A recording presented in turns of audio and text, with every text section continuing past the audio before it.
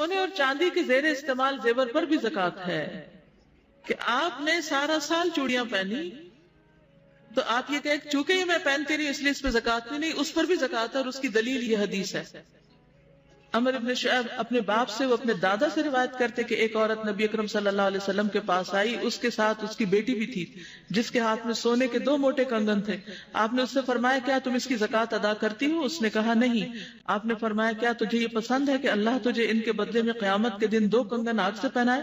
اس نے یہ سن کر دونوں کنگن اتار کر آپ کی خدمت میں پیش کر دیے کہ یہ اللہ اور اس کے رسول کے لیے ہیں صلی اللہ علیہ وسلم۔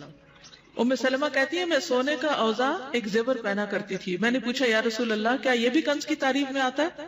یعنی سونے کا زیور جو پہنتی تھی اس کے بارے میں انہوں نے پوچھا۔ آپ نے فرمایا جو مال اتنی مقدار کو پہنچ جائے جس پر زکات دینا لازم ہو جاتا ہے پھر اس کی زکات دی جائے تو وہ کنز نہیں ہوگا۔ تو اس میں حضرت اسماء والی حدیث بھی رکھیے سامنے اور حضرت ام سلمہ والی کہ پہنا ہوا زیور ہے اگر نصاب کی حد کو پہنچ گیا 7.5 تولے سونا یا 52.5 تولے چاندی تو زکات ہوگی، اگر اس سے کم ہے پہنے یا نہ پہنے تو پھر زکات نہیں ہے۔ زکات کے لیے ملکیت ہونا ضروری ہے، ٹھیک ہے، ملکیت ضروری ہے، اور ملکیت میں اگر وقتی طور پر آپ ڈس اون کر دیے جائیں تو آپ کی زکات بھی ختم ہو جائے گی، لیکن اگر آپ کو دوبارہ مالک بنا دیا جائے تو دوبارہ زکات شروع ہو جائے گی، اور اس دن سے ہوگی جس دن آپ کو دوبارہ مالک بنایا گیا، ٹھیک ہے۔ کبھی ایسے ہوتے ہیں نا سسرال والے ناراض ہو کر زیور لے لیتے ہیں اور پھر کچھ عرصے کے بعد واپس دے دیتے ہیں، تو جتنا عرصہ ان کے پاس رہا زکات آپ پہ نہیں، جس دن سے آپ کو دوبارہ مل گیا آپ پہ زکات پڑ گئی۔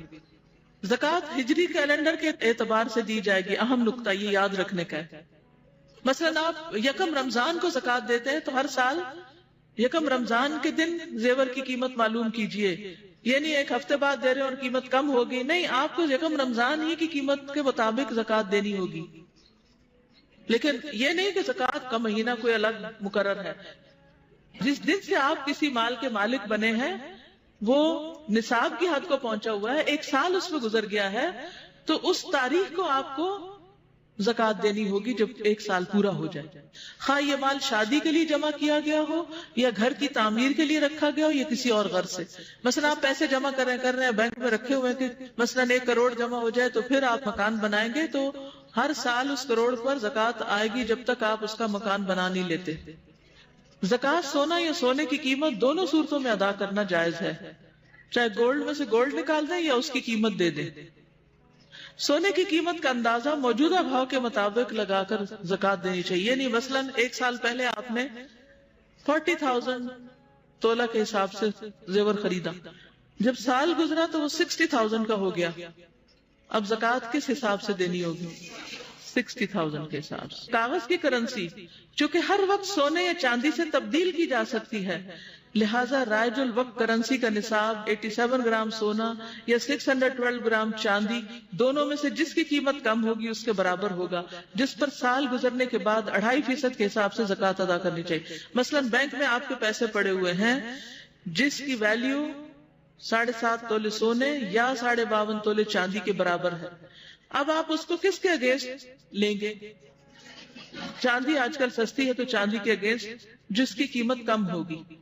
نصاب سے کم سونا، نصاب سے کم چاندی کو ملا کر زکات ادا کرنا، یعنی 2 چیزوں کو ملا کر زکات ادا کرنا سنت سے ثابت نہیں۔ یعنی مثلا آپ کے پاس 7.5 تولے کی بجائے صرف 7 تولے زیور ہے، کیا زکات ہے؟ نہیں۔ اچھا، اب آدھا تولہ کم ہے، زکات نہیں، لیکن آپ کے پاس کچھ چاندی کی انگوٹھیاں ہیں جن کی قیمت آدھے تولے کے برابر بنتی ہے، تو کیا آپ اس 7 کو 7.5 بنانے کے لیے چاندی ڈال کے زکات دیں گے؟ شاباش، صحیح سمجھا، نہیں، کیونکہ الگ الگ نصاب ہے ہر ایک کا۔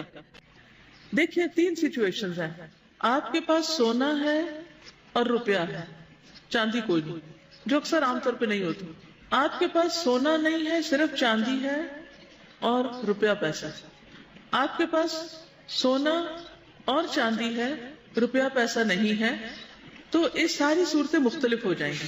اب مجھے یہ بتائیے کہ اگر آپ کے پاس سونا ہے اور وہ 7.5 تولے ہے تو اسٹریٹ فارورڈ حساب ہے، نصاب کے مطابق آپ زکات دے دیں گے۔ اگر آپ کے پاس سونا بھی ہے اور مزید پیسے بھی ہیں تو پھر کیا کریں گے؟ ان کو بھی سونے کے بھاؤ پر لے آئیں گے، یعنی اس کا بھی سونا بنا لیں گے ایک طرح سے۔ یا کیا کریں گے، سونے کی قیمت نکال کے، ٹھیک ہے، اگر 50,000 پر تولہ قیمت ہے تو 7 تولے کی کتنی ہوگی، اور 7.5 تولے کی کتنی ہوگی،